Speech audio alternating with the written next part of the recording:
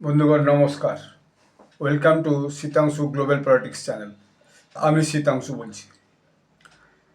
Mecca agreement, Saudi আরব, পাকিস্তান আর তুর্কি, এই তিন দেশের যে এগ্রিমেন্ট হয়েছে, এই এগ্রিমেন্ট নিয়ে পাকিস্তানি জার্নালিস্টরা পাকিস্তানের ভেতরে বলুন আর বিদেশেই বলুন, বিশেষত আমেরিকাতে বেশ কিছু আইএসআই প্ল্যান্টেড জার্নালিস্টে তারা খুব উচ্ছ্বসিত, ভীষণভাবে প্রচার করছে যে পাকিস্তান একটা বিরাট কিছু বাঘসিংহ মেরে ফেলেছে, এইরকম টাইপের। তো আসলে এর পিছনের যে প্রত্যেকটা দেশ বা তিনটি দেশেরই যে নিজ নিজ উদ্দেশ্য, সেই নিজ নিজ উদ্দেশ্যগুলো আমি বিভিন্ন পাকিস্তানি চ্যানেল এবং বিদেশি চ্যানেল থেকে যা পড়েছি, যা রিসার্চ করেছি এবং যা ভিডিওগুলো শুনেছি, সেগুলোই আমি আপনাদের কাছে আলোচনা করব এবং তাতে আমার মতামতটা কি সেটা জানাবো। দেখুন, এই তিনটে দেশ যে এগ্রিমেন্টটা করেছে, তো এগ্রিমেন্টে বিশেষ কি নতুনত্ব আছে? আমি তো বিশেষ করে নতুনত্ব দেখতে পাইনি। এক হচ্ছে, পাকিস্তানের সঙ্গে সৌদি আরবের একটা এগ্রিমেন্ট ছিলই অলরেডি, যে কোনো দেশ আক্রান্ত হলে অন্য দেশ তার দেশে আক্রমণ বলে সেটাকে মেনে নেবে এবং তাকে সাহায্য করবে। তো সেই এগ্রিমেন্টের পরেও দেখা গেছে ইরান থেকে সৌদি আরবের উপর আক্রমণ হয়েছে, কিন্তু পাকিস্তান সৌদি আরবের হয়ে কিছুই করেনি। কারণ পাকিস্তানের ভয় আছে যে সৌদি আরবের সঙ্গে ইরানের বিরুদ্ধে যুদ্ধ শুরু করলে সেটা পরোক্ষে সৌদি ছেড়ে দিয়ে ইরান পাকিস্তানের যুদ্ধে পরিণত হবে। ইরান পাকিস্তানের যুদ্ধ আগে হয়েছে, কিন্তু একেবারে হয়নি এমন নয়, তবে কি দীর্ঘস্থায়ী হয়নি। তো এখন বিষয়টা হচ্ছে যে এই তিনটে দেশের তিন রকম উদ্দেশ্য আছে। এখন যারা এর ঘটক বলতে পারি যে দেশ, সেটা হচ্ছে সৌদি আরব, তার একটা ভিন্ন উদ্দেশ্য, তুর্কির একটা ভিন্ন উদ্দেশ্য, পাকিস্তানের একটা ভিন্ন উদ্দেশ্য। আমি বলছি যে পাকিস্তান আসলে কী চাই।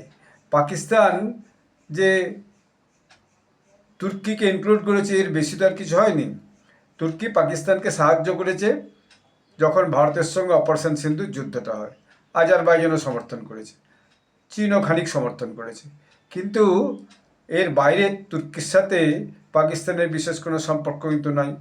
এটা এক নম্বর। দ্বিতীয়ত হচ্ছে যে তুর্কির এরদোগান, সে নিজেকে যে মুসলিম ওয়ার্ল্ড, সেই মুসলিম ওয়ার্ল্ডের এক নম্বর খলিফা বা সবচেয়ে বড় নেতা হিসেবে সে নিজেকে প্রতিষ্ঠিত করতে চায়।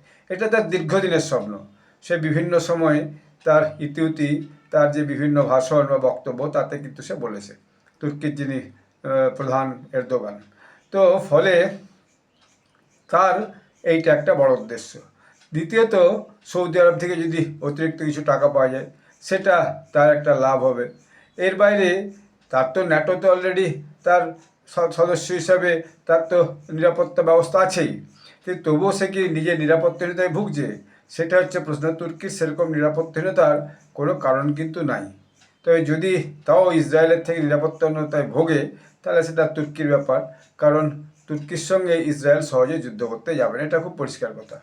এখন পাকিস্তান কী চায়? পাকিস্তানের দুটো উদ্দেশ্য। একটা উদ্দেশ্য হচ্ছে কোনো না কোনোভাবে সৌদি আরব থেকে টাকা চায়। সৌদি আরব একটা ধনী দেশ, টাকা হচ্ছে তার মূল কথা। টাকার বাইরে পাকিস্তান আর কিছু বোঝে না। এর বাইরে পাকিস্তানের উদ্দেশ্য, যদি কোনো কারণে তুর্কি থেকে কিছু মিলিটারি রিলেটেড টেকনোলজি বা মিলিটারি ইকুইপমেন্টস পাওয়া যায়, ড্রোন ইত্যাদি যদি কিছু পাওয়া যায়, সেটা তার অতিরিক্ত লাভ হবে, ইফ অ্যাভেলেবল, যদি সেটা পাওয়া যায়। যদিও টেকনোলজি ট্রান্সফার সহজে কেউ করবে না, কেননা টেকনোলজি ট্রান্সফারগুলো সেখানকার যে সমস্ত কোম্পানি ব্যবসাটা করে, ড্রোন উৎপাদন করে এবং বিক্রি করে, তাদের সেই ব্যবসাটা বন্ধ হয়ে যাবে। তাহলে পাকিস্তান নিজেরাই তৈরি করবে, ফলে সেটা হওয়ার সম্ভাবনা খুবই কিন্তু কম। তো যাই হোক, এটা পাকিস্তানের একটা আশা হতে পারে। আর পাকিস্তানের তো আসল নেতা এখন অসীম মুনির, শাহবাজ শরীফ নামকাওয়াস্তে নেতা, মিলিটারি জেনারেল, সে সর্বত্র সব জায়গায় হাজির থাকে।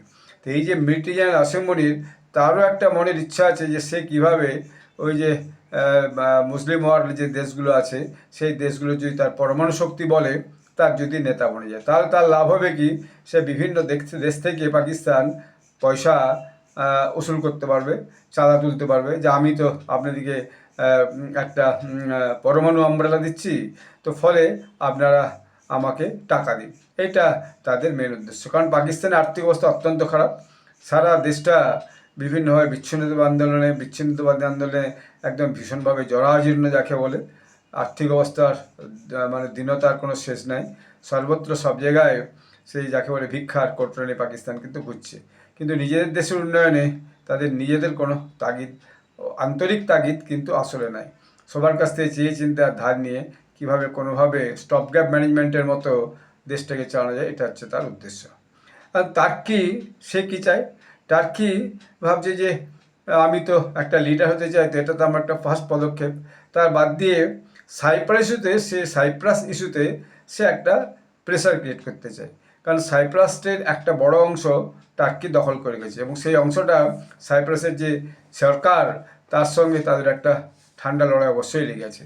এবং সেখানে কিছুদিন আগে নরেন্দ্র মোদী গেছিলেন এবং টার্কির যে সাইপ্রাসের উপর নজরটা ইসরায়েলও খানিকটা আছে, যে সাইপ্রাস একটা বড় অংশ টার্কি দখল করে রেখেছে।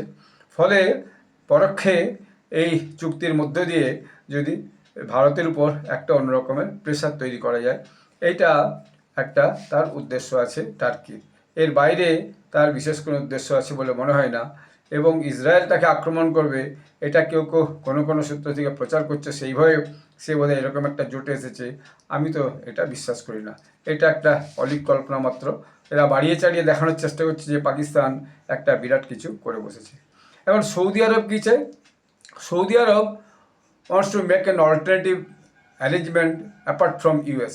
তো আমেরিকা এ পর্যন্ত তাদেরকে যে প্রচুর টাকা নিয়ে যেভাবে তাদের এই মিডল ইস্টের এই দেশগুলো, তৈল সমৃদ্ধ দেশগুলো, সৌদি আরব বলুন, ইউএই বলুন, কাতার বলুন, কুয়েত বলুন, বাহরিন বলুন, ওমান বলুন, এই যে দেশগুলো, এই যে জিসিসি কান্ট্রিগুলো, এখানে সব দেশে একটা করে বেস করে রেখে প্রচুর টাকা এখান থেকে আমেরিকা সেই বেসগুলো করে তাদের সিকিউরিটির জন্য তাদের কাছে নেয়। কিন্তু দেখা গেল পাকিস্তানের মতো আমেরিকাও কিন্তু এই যে ইরান থেকে আক্রমণ হয়েছে এই দেশগুলোর উপরে, তারা কিন্তু ইরানের আক্রমণকে রোধ করতে পারেনি। উল্টে তাদের যে বেস আছে সেই বেশি আক্রমণ হয়ে গেছে এবং তাদের সৈন্যও মারা গেছে। ফলে সৌদি আরব আমেরিকার উপর পুরোপুরি আর নির্ভর করতে বা বিশ্বাস করতে পারছে না। Saudi Arab wants an alternative arrangement apart from US, along with US, যাই বলুন। আমেরিকাকে বাদ দিয়ে সৌদি আরব একটা বিকল্প ব্যবস্থা রাখতে চায়।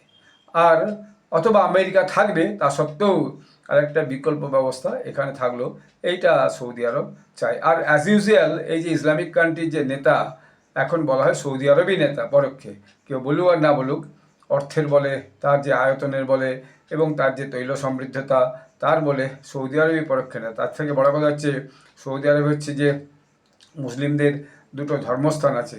সারা পৃথিবীর মুসলিমরা ওই সৌদি আরবের ধর্মস্থানের জন্য সৌদি আরবকে এমনিতেই একটু সমীহের চোখে দেখে। ফলে সৌদি আরব চায় যে আমাদের যে চিরাতৈরি যে লিডারশিপটা আছে মুসলিম ওয়ার্ল্ডের মধ্যে, সেই লিডারশিপটা আমাদের টিকে থাকুক, এটা আমার মনে হয়েছে। এবং এর সাথে অল্টারনেটিভলি যদি আমরা কোনো কারণে আক্রান্ত হই কারো কাছ থেকে, অর্থাৎ বিশেষত আর ভয় তো ইরানের কাছ থেকে আছেই, কারণ ইরান তো অবিরত আক্রমণ করছে, তার সাথে সাথে ভবিষ্যতে যদি কখনো ইসরায়েলের কাছ থেকে আক্রান্ত হই, তাহলে পরে যাতে আমরা সেই সিকিউরিটি, একটা বিকল্প সিকিউরিটিটা পাই, এইটা তার মনে হয়েছে। কিন্তু আমার মনে হয় না ইরান আক্রমণ করলে সৌদি আরবের হয়ে পাকিস্তান ইরানের বিরুদ্ধে লড়াই নেমে যাবে বা তুর্কিও ইরানের বিরুদ্ধে লড়াই নেমে যাবে। কারণ তারা ওই যে ন্যাটোর পয়েন্ট নাম্বার 5, যা তারা বলেছে একটা দেশ আক্রান্ত হলে ধরে নেওয়া হবে তারা 3 দেশে আক্রান্ত হয়েছে এবং তারা সেই দেশের বিরুদ্ধে যুদ্ধে নেমে পড়বে, এইটা তাদের যে একটা শর্ত জুড়ে আছে। তো সেরকম বিষয়টার জন্য সবাই খুব একদম মানে খুব আনন্দিত যে অতএব কেউ কোনো দেশের উপর আক্রমণ করতে পারবে না, ইরানও আর সৌদি আরবে আক্রমণ করতে পারবে না এবং ভয়ে থাকবে এই যে দ্বিপাক্ষিক চুক্তি হচ্ছে সেই চুক্তির জন্য।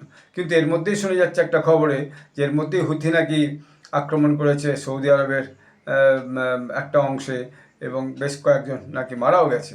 কিন্তু আর পাকিস্তান নাকি অস্বীকার করেছে হুথির বিরুদ্ধে তারা কোনো যুদ্ধ করবে না। তো খবরটা সত্যি কিনা জানি, আমি একটা নিউজে এই খবরটা শুনলাম। তো আগামী কাল আরও জিনিসটা পড়তে হবে যে খবরটা আসলে সত্যি কিনা।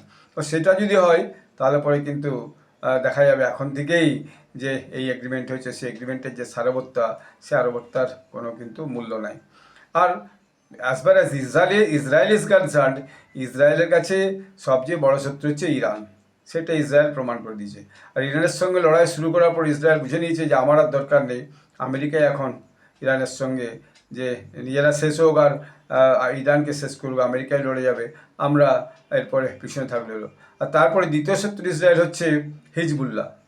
তাই না, হিজবুল্লাহ অর্থাৎ হামাস, অর্থাৎ গাজাতে হামাসকে যেভাবে হোক তাদের একদম নির্মূল করে দাও, তাদের অস্ত্রশস্ত্র পূর্ণ বিসর্জন না হলে কোন রকম চুক্তি কার্যকর হবে না, সেটা ডোনাল্ড ট্রাম্পকে নেতানিয়াহু অলরেডি বলে দিয়েছে। আর হিজবুল্লাহ যাতে দীর্ঘদিন লেবাননের থেকে ইসরায়েল উপর অশান্তি না করতে পারে সেটা, গতকালও আজকের নিউজে দেখা হলো গতকালও লেবাননে হিজবুল্লাহর উপর কিন্তু ইসরায়েল আক্রমণ করেছে। অতএব ইসরায়েল আরও দুটো তিনটে ফ্রন্ট বাড়িয়ে দেবে, খুলে দেবে, অর্থাৎ সৌদি আরবের সঙ্গে যুদ্ধ শুরু করে দেবে, টার্কির সঙ্গে যুদ্ধ শুরু করে দেবে, এটা আমার তো অন্তত মনে হয় না। কোনো দেশই একসাথে তিনটে চারটে ফ্রন্টে যুদ্ধ করার কথা কখনোই ভাবে না। ইসরায়েলের লড়াই মূলত ইরানের সঙ্গে, তারপর হিজবুল্লাহ এবং হামাসের সঙ্গে, এমনকি হুথিও তাদের হচ্ছে যে সরাসরি লড়াইয়ের কেন্দ্রবিন্দু না, বরং হুথিকে কেন্দ্র করে একটা পয়েন্টে সৌদি আরব এবং ইসরায়েল কিন্তু একটা পয়েন্টে একমত যে হুথির এই দাবদাবা আগামী দিনে চলতে পারে না। কিন্তু হুথির যে এরিয়া, সেই এরিয়াটা ইসরায়েল থেকে অনেকটা দূরে, তার থেকে তার গুরুত্বপূর্ণ হচ্ছে হামাস এবং হিজবুল্লাহর সঙ্গে তার লড়াই করা।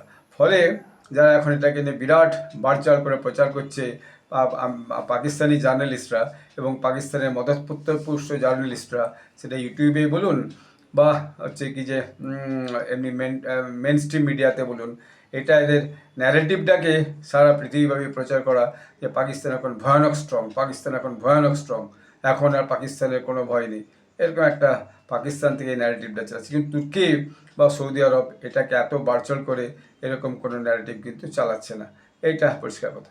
এবারে ভারতের এখানে ভূমিকা কি? As far as India is concern, ভারতের পক্ষ থেকে আমাদের এইমের যিনি স্পোক্স পারসন রণধীর জয়সওয়াল, তিনি পরিষ্কার কথা বলেছেন। তিনি এই চুক্তিটাকে অবমাননাও করেননি, অর্থাৎ কন্ডেমও করেননি, আর এই চুক্তিটাকে খুব বিরাট কিছু হয়েছে এটাও বললেন, অর্থাৎ বিরাট যে একেবারে রেকমেন্ড করেছেন তাও করেননি। অর্থাৎ তিনি একে ছোট করেও দেখেননি আর বিরাট বড় করেও দেখেননি। তিনি শুধু একটাই কথা বলেছেন যে ইন্ডিয়া ইজ জাস্ট ওয়াচিং, অর্থাৎ ইন্ডিয়া লক্ষ্য করছে যে বিষয়গুলো কী হচ্ছে। তো ইন্ডিয়ার পলিসিটা কি? ইন্ডিয়ার পলিসি হচ্ছে just wait and watch, let's see how this three countries fight with other countries nearby. অর্থাৎ এই তিনটে দেশ যে একযোগ হয়েছে, এর আগামী দিনে কীভাবে ইরানের আক্রমণ থেকে সৌদি আরবকে বাঁচায়, হ্যাঁ, আর ইসরায়েলের আক্রমণ থেকে ইসরায়েল আক্রমণের সম্ভাব্য আক্রমণ থেকে নিজেদের একটা প্রেসার গ্রুপ হিসাবে কাজ করে এবং আগামী দিনে নিজেদেরকে কীভাবে সুরক্ষা প্রদান করতে পারে। আসলে এই যে তৈল সমৃদ্ধ দেশগুলো, এই তৈল সমৃদ্ধ দেশগুলো কখনোই নিজেদের সিকিউরিটির জন্য নিজেরা কোনো বন্দোবস্ত করেনি। এদের খালি তেল আছে, তেল বিক্রি করে প্রচুর কোটি কোটি টাকা রোজগার করে, এটা এদের মূল কথা। না আছে টেকনোলজি, না আছে বিরাট কোনো সৈন্যবাহিনী, না আছে বিরাট কোনো সৈন্য সরঞ্জাম। যেটুকু সৈন্য সরঞ্জাম আছে সেটুকু সবই আমেরিকার দেওয়া F-16 বিমান। পাকিস্তানেরও সেই অবস্থা, পাকিস্তানকে যে আমেরিকা F-16 বিমান দিয়েছে সেটা ভারতের বিরুদ্ধে ব্যবহার করার কিন্তু তাদের কোনো অনুমতি নাই, যদিও শোনা যায় অপারেশন সিন্দুরের সময় পাকিস্তান নাকি F-16 ব্যবহার করেছে।